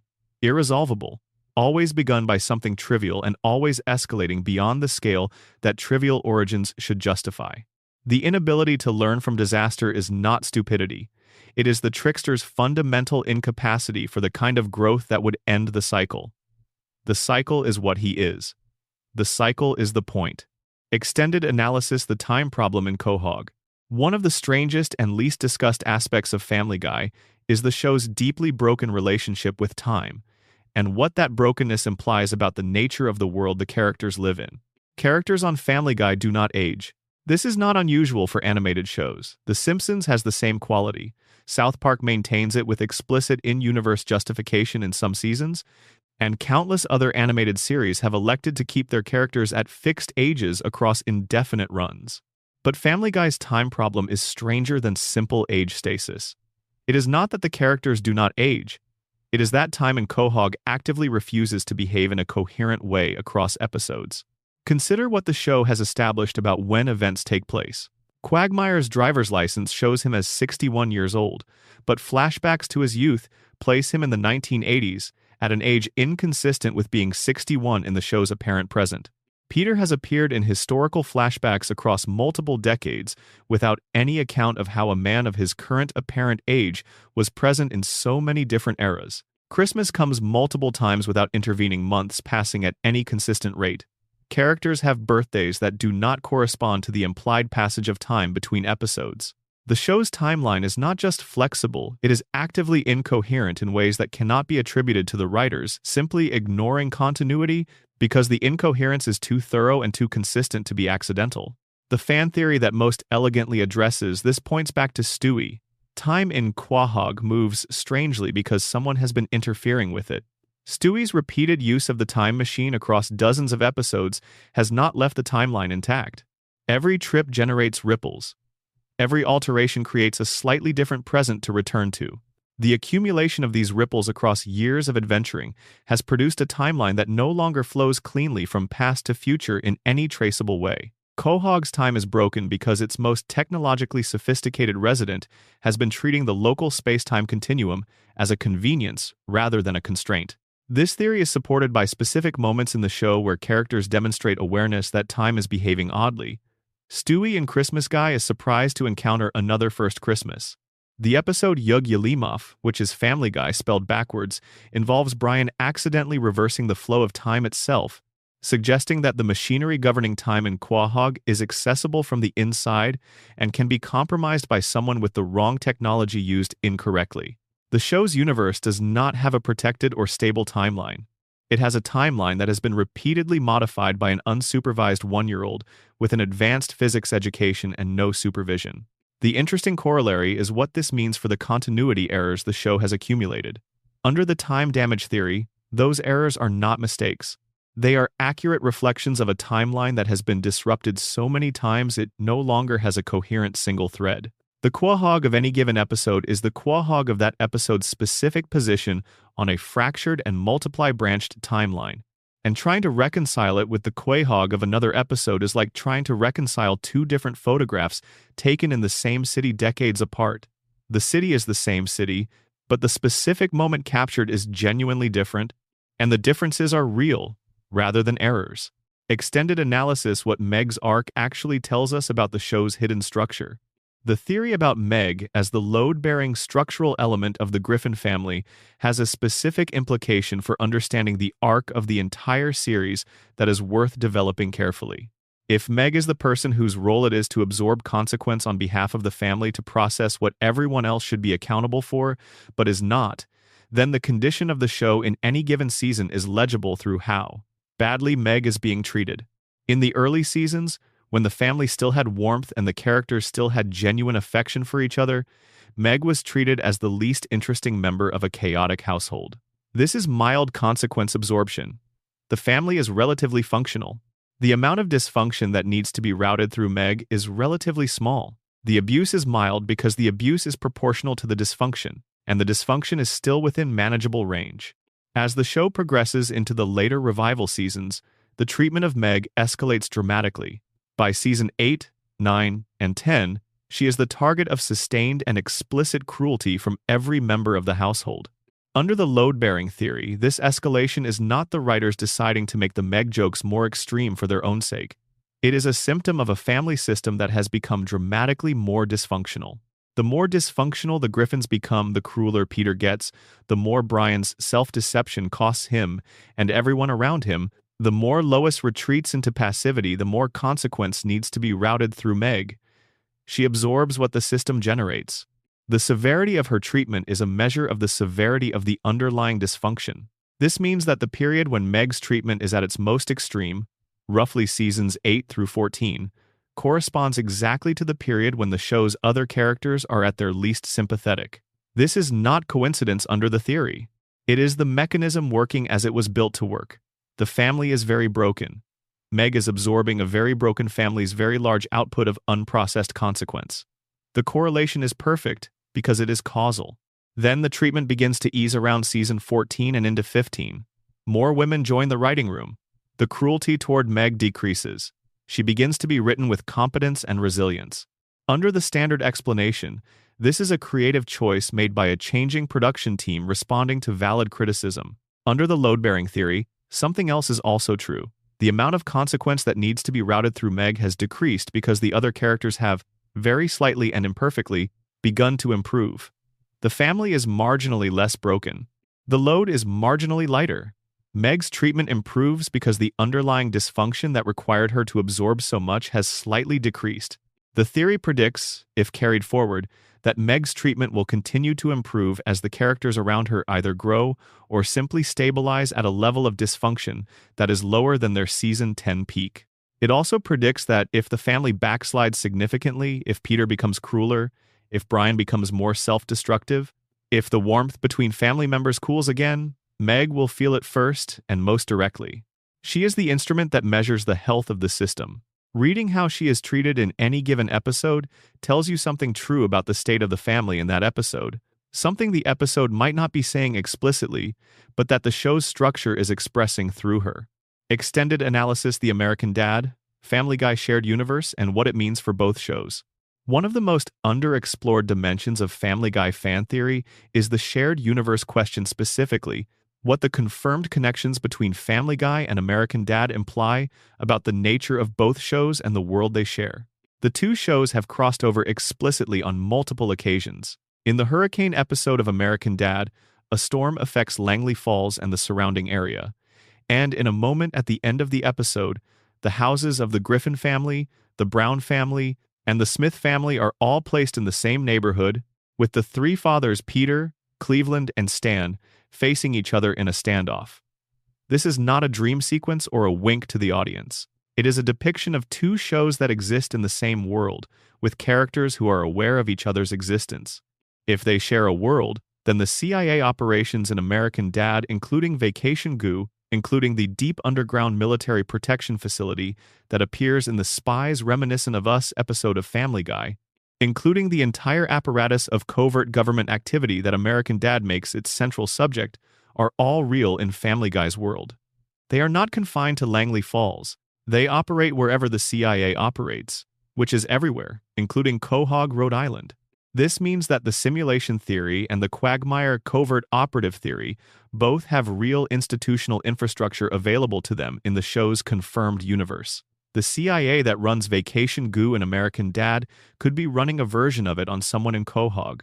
The government programs that use sleeper agents and classified surveillance, depicted explicitly in the Spies Reminiscent of Us Family Guy episode, where Mayor Adam West is activated as a Cold War sleeper, could have other assets placed on Spooner Street. The shared universe does not just create crossover opportunities for jokes. It creates a confirmed institutional context within which the darker fan theories have genuine operational plausibility. There is also the matter of Roger the alien. Roger exists in American Dad, lives in the Smith household, and is an extraterrestrial being who survived a crash landing and has been hidden from the government ever since. He has the ability to adopt any persona convincingly to become entirely different people with different names, histories, and physical characteristics. He is essentially a shapeshifter with a preference for theatrical disguise and a remarkably wide range of adopted identities. The fan theory that asks whether Roger has ever visited Quahog, whether some of the more inexplicable recurring characters in Family Guy are Roger in a persona, is one of the more playful theories in the shared universe. Space. But it raises a genuine question. In a world where a shape-shifting extraterrestrial is known to roam freely across the continental United States, adopting new identities, how many of the stranger characters in Quahog's population are actually Roger, passing through and generating chaos as he does everywhere he goes? The theory cannot be confirmed, but the institutional context that makes it possible is explicitly established by the show's confirmed shared universe. Extended analysis. The Griffin family curse and its relationship to Stewie's cosmological role. The curse theory, when extended fully, raises a question that the theory itself does not address. What would it take to lift the curse? If the amplification mechanism that has been driving the characters toward more extreme versions of their worst qualities can be interrupted, what does the interruption look like? The answer the theory suggests, somewhat reluctantly, is that the interruption has to come from Stewie. He is the only character with both the technical capability and the cosmological position to address something operating at the level the curse operates at. He caused the Big Bang. He has built and used technology that operates at the fundamental level of space-time. If a reality warping machine is running somewhere in the background of the show's universe, generating the amplification that has been reshaping the characters for years, Stewie is the only one in the household who could find it, understand what it is, and actually shut it off. But here is the complication. Stewie finding and shutting off the machine would require him to first understand that the machine exists, that something external has been distorting his family's development rather than their deterioration being a natural consequence of who they are. And Stewie, who has been inside this system for as long as it has been running, may not be able to perceive the distortion because he is as distorted by it as everyone else around him. The creature who accidentally caused the universe to begin is still a one-year-old baby who has grown up inside an amplifying system. His own perception of what normal looks like has been shaped by the curse as much as anyone else's. This is the structural tragedy at the center of the curse theory. The only being capable of addressing the problem is also the being most thoroughly embedded inside the problem. Stewie can travel through time and visit other universes, but he cannot step outside his own character to evaluate it with the objectivity that would be required to identify and address a system that has been shaping him since before he could walk. He sees the effects in other people in Peter's increasing cruelty, in Brian's increasing pretension, in Meg's increasing isolation, but he cannot fully see the effect in himself because the effect in himself is his blind spot. The show, read through this lens, is the story of a family caught in an amplifying system that none of them can perceive, and only one of them could potentially address, if he could only find a vantage point outside it. That vantage point would require a level of self-awareness that the curse itself makes difficult to achieve, which means the curse, if it is real, may be self-perpetuating in a way that no character in the show is positioned to interrupt, not because they lack the capability, but because they lack the perspective.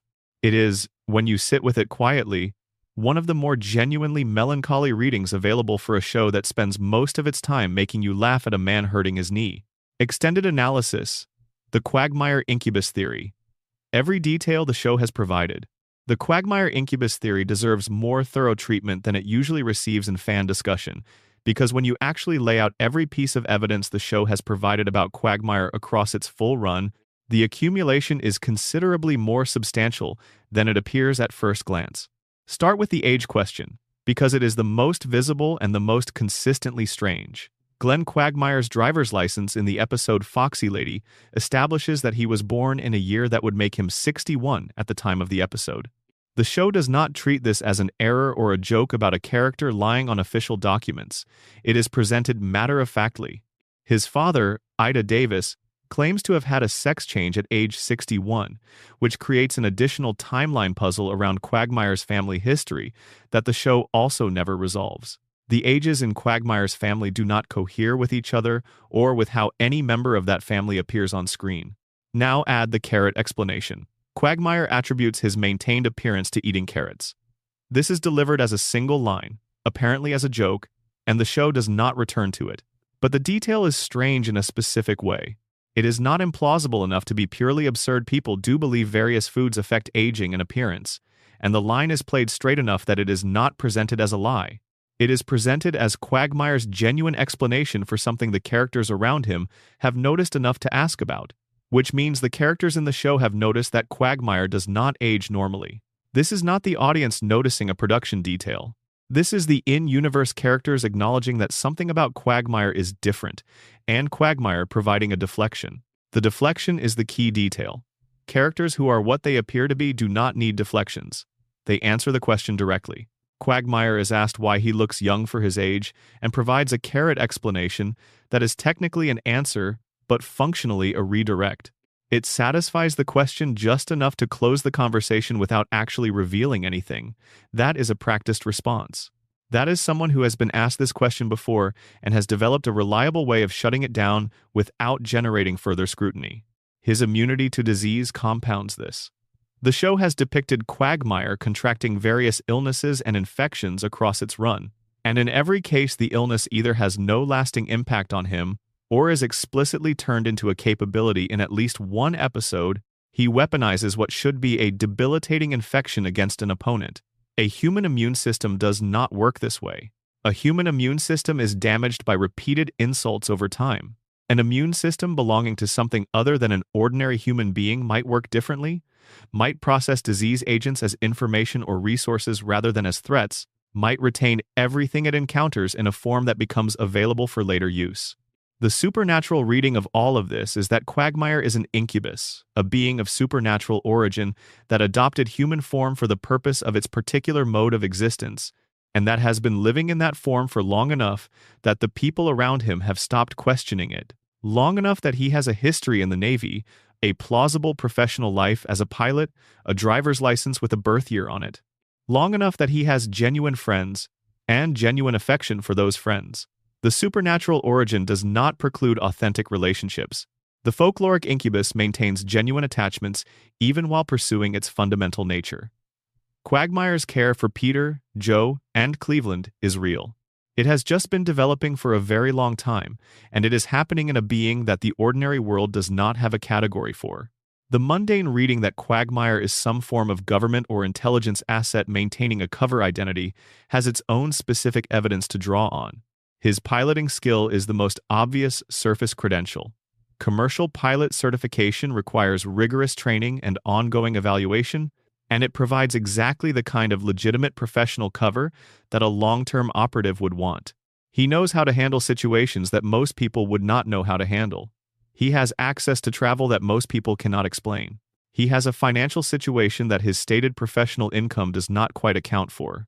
And he has never, in any episode across the show's run, been shown having a permanent residence outside of 29 Spooner Street, as if his true base of operations is somewhere else. And the house next door to the Griffins is a long-term assignment rather than a home. Either reading, incubus, or operative produces the same portrait, a being who has been on Spooner Street longer than he has any obvious reason to be, who is not quite what he appears to be, and who has made peace with living inside a cover story that is true in all the details that can be verified and false in the single central one. Extended analysis, the simulation and the question of who is watching.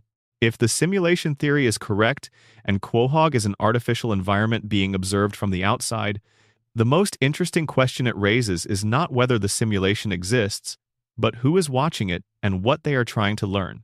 The American Dad CIA framework suggests the watchers are government analysts with a research agenda involving Peter Griffin specifically. But the theory is compatible with a different set of observers, the audience itself. Family Guy is, after all, a television show watched by millions of people. The premise of the show is that we observe the Griffin family from the outside, watching events unfold in their world without being able to affect them. This is structurally identical to the relationship between a simulation's administrators and the subjects inside it. The viewers are, in a functional sense, the observers the simulation was designed to generate data for. This reading gives the fourth wall breaks in Family Guy an entirely different quality. When Peter turns to the camera and acknowledges that he is on a television show, the standard interpretation is that it is a meta joke about the conventions of the format. Under the simulation reading, It is one of the rare moments when the simulated subject perceives something true about his situation, that there are observers, that the world he inhabits is not quite real in the way he assumes it is, and expresses that perception in the only available register, which is comedy. He cannot say directly that he is inside a constructed environment being watched. The simulation will not allow that level of self-reference. So he says it sideways, as a joke, and the observation disappears into the laughter without anyone inside or outside the simulation having to deal with its implications. The show's self-referential jokes about its own declining quality take on a similar quality under this reading. When characters acknowledge that the show has been running too long, that the writing is weaker than it used to be, that they are repeating themselves. These are not just sophisticated meta-humor from writers who are aware of the critical reception of their work. They are the simulated subjects noticing that the simulation has been running for a long time and that the fidelity has degraded. Any simulation running for 25 years on aging parameters will show wear. The parameters that governed character behavior in the early seasons have been adjusted and readjusted and patched so many times that they no longer produce the clean, coherent character interactions they once did. The simulation is showing its age, and its subjects are beginning to notice.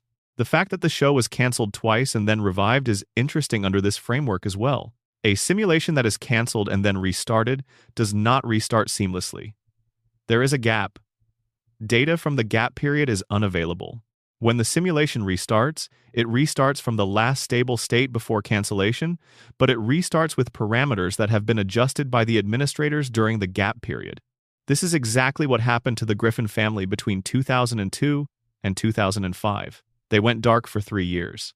When they came back, they were the same family in all the verifiable particulars, but subtly different in the qualities that define who they actually are. The administrators adjusted the parameters during the downtime, trying to make the simulation more interesting, more extreme, more likely to generate the kind of data they were looking for. What they produced was a family that was more entertaining in certain ways and less warm in others. A family that generated more dramatic moments and fewer moments of genuine connection. The ratings went up initially. The simulation had been successfully adjusted. Extended analysis, Brian's novel, and the question of what the book would actually say. The theory that Family Guy is Brian's novel raises a question that the theory itself tends not to address directly. What kind of novel is it? What is Brian actually saying in this enormous and chaotic and 25-year-long creative work? And what does the shape of the story he has chosen to tell reveal about him? The answer that the theory points toward is that Brian is writing a story about love and the ways that love fails. Every major relationship in Family Guy is a relationship in which genuine affection exists, but cannot quite be expressed correctly, received correctly, or maintained without being corrupted by the character limitations of the people involved. Peter loves Lois and his children, but his love is increasingly expressed as cruelty and indifference. Lois loves her family but cannot protect them from what she enables. Stewie loves Brian with a depth that reshapes his entire trajectory, but expresses that love partly by trapping Brian in an unchanging present. Meg loves her family with a persistence that should be reciprocated and is not. Brian loves various women and cannot sustain any of those relationships because something in him resists the vulnerability that real sustained love requires. The novel Brian is writing is a novel about people who love each other and cannot manage it. It is populated with characters who are doing their best with what they have and falling consistently short, not because they are bad people, but because the gap between what they feel and what they can actually do with that feeling is too large to consistently bridge. It is a novel about ordinary human limitation, extraordinary human limitation in the case of Peter, existential animal limitation in the case of Brian himself, and what those limitations do to the people around the ones who have them. This reading makes the early seasons of the show feel less like a golden age that was lost and more like the beginning of a long story that was always going to get harder before it got anywhere worth going. The warmth of the first 3 seasons is not the show at its best before it declined. It is Brian writing the opening chapters of a novel about how warmth gets eroded, establishing what was there before, showing what happens to it.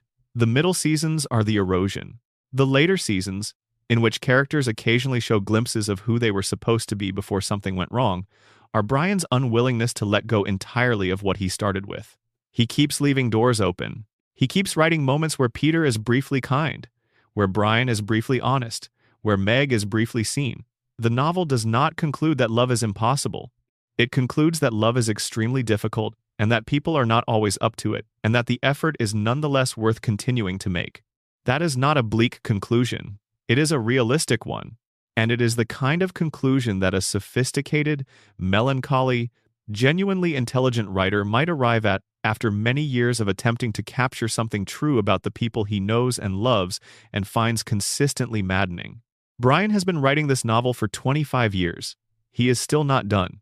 The ending, when it comes, will probably be quiet and probably be kind and probably catch everyone by surprise, because the best endings in this kind of novel always do.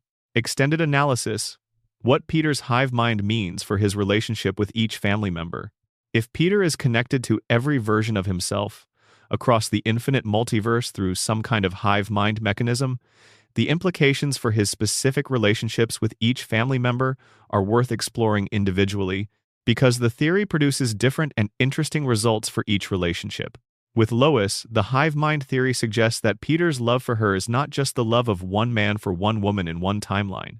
It is the accumulated love of every version of Peter across every branch of the multiverse where he encountered the equivalent of Lois and formed the equivalent of this relationship.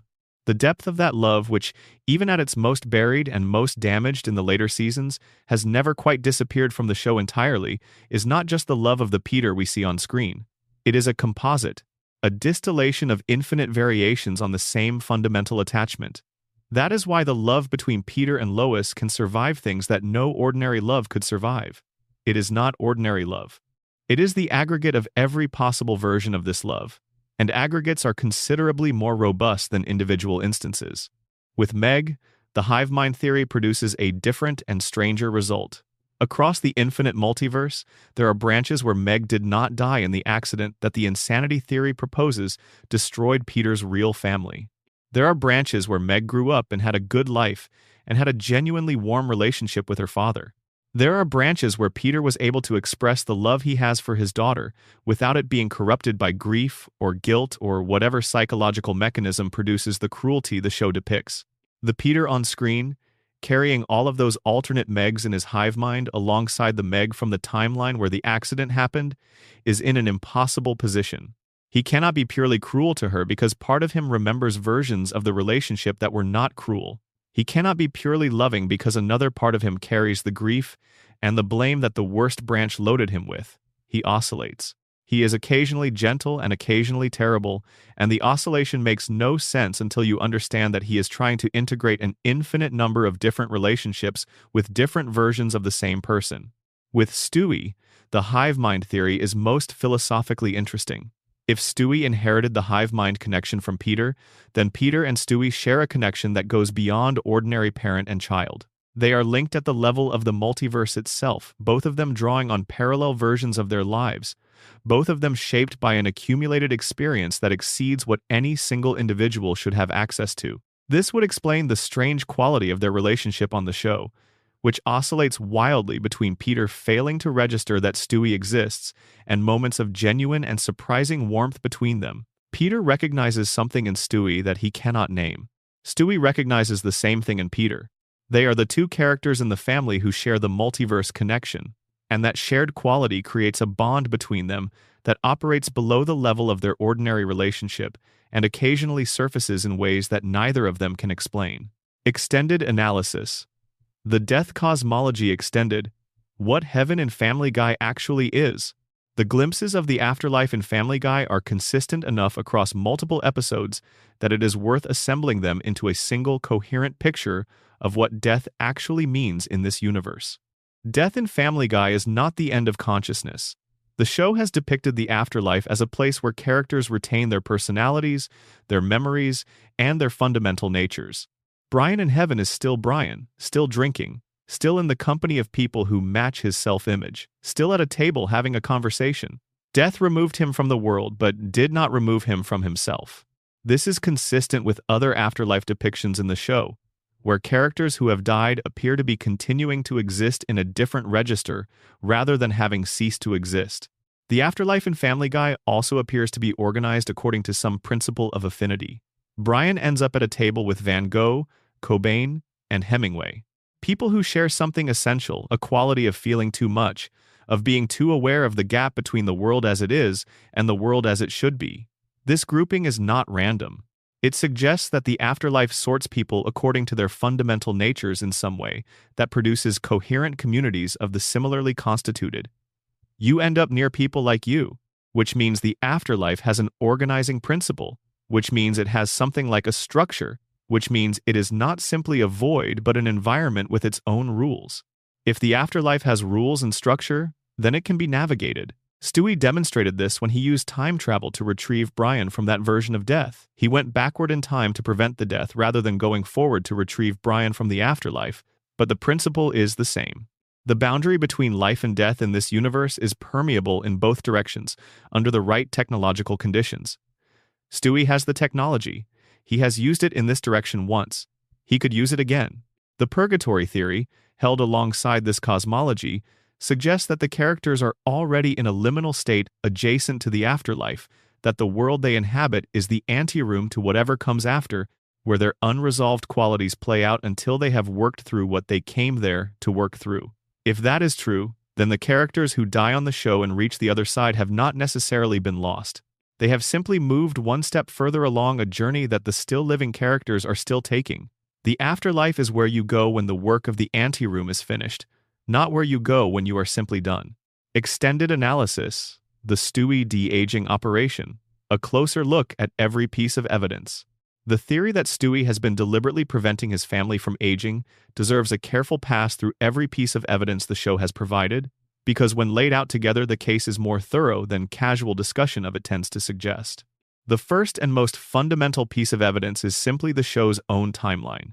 Family Guy premiered on the 31st of January 1999. Stewie was 1 year old at that point. As of the show's current season, he is still 1 year old. That is more than 25 years of continuous 1-year-oldness in a universe that has explicitly depicted dogs aging, secondary characters aging, and real-world events moving forward in time. The children at Chris and Meg's school have not visibly aged. The parents in the neighborhood have not visibly aged. Nobody in Quahog ages, and the only character with both the motivation and the demonstrated technical capability to produce this effect is the one who would benefit most from it. The second piece of evidence is Stewie's explicit demonstration that he can manipulate age directly. In at least one episode, he reverses his own aging voluntarily, and in the episode Yug Yilimaf, Brian's misuse of the time machine causes time to run backward, reversing aging across the board. This establishes that age and time are mechanically linked in the Family Guy universe in a way that Stewie's technology can directly interface with. If you can reverse aging accidentally by running time backward, you can almost certainly slow or halt aging deliberately by manipulating the rate at which time flows for specific individuals. Stewie has access to the same underlying mechanisms that Yug Yilimaf accidentally exposed. He simply uses them more carefully and more quietly. The third piece of evidence is Stewie's stated awareness that time is cycling.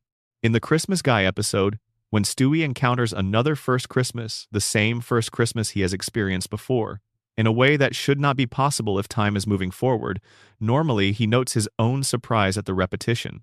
This is Stewie perceiving the cycling of time from inside the cycle. He knows something is wrong with how time is moving. The most coherent explanation for why he would know this and yet not be investigating or alarmed is that he already knows the cause, because he is the cause. The fourth and perhaps most interesting piece of evidence is the one the show provides through the structure of the Brian and Stewie friendship itself. In the show's confirmed cosmology, Brian is a dog. Dogs live shorter lives than humans by a significant margin. If time were moving forward normally in the Family Guy universe, Brian would have aged out of the show years ago, not just by leaving, but by dying of old age in the ordinary course of things. The fact that Brian remains at the same functional age across decades of episodes, in a universe where death is established as real and permanent, is either an unexplained exception to the rules, or it is Stewie. The theory argues it is Stewie. He identified the problem that Brian would age and die long before Stewie was ready to face that, and he addressed it using the only tools he had available, which happened to be tools capable of addressing it at a fundamental level. The emotional center of this theory is what makes it resonate beyond being simply a clever explanation for a continuity quirk. Stewie is holding time still because he loves Brian and does not want to lose him. He is using the most sophisticated technology available in his universe to maintain a domestic situation that is objectively chaotic and frequently maddening. Because inside that chaos is the one relationship he has built that feels worth protecting. He is keeping a baby in his own crib, a dog at his dog's age, a father at his father's age, a mother at her mother's age, a brother and sister at theirs, all of it frozen, all of it preserved, all of it held in place by a 1-year-old who has access to time itself and has decided that this specific arrangement of people is worth the effort it takes to maintain. There is something genuinely moving about that, if you let yourself feel it. A being of extraordinary power, capable of reshaping reality at a fundamental level, using that power not to conquer or dominate or reshape the world according to grand schemes, using it to keep the lights on, to keep the people he loves in the same rooms, to make sure that when he looks up from whatever he is building in his nursery, the house is still full of the same noise and the same chaos and the same people it has always been full of. That is not a supervillain's use of extraordinary power. That is a child's.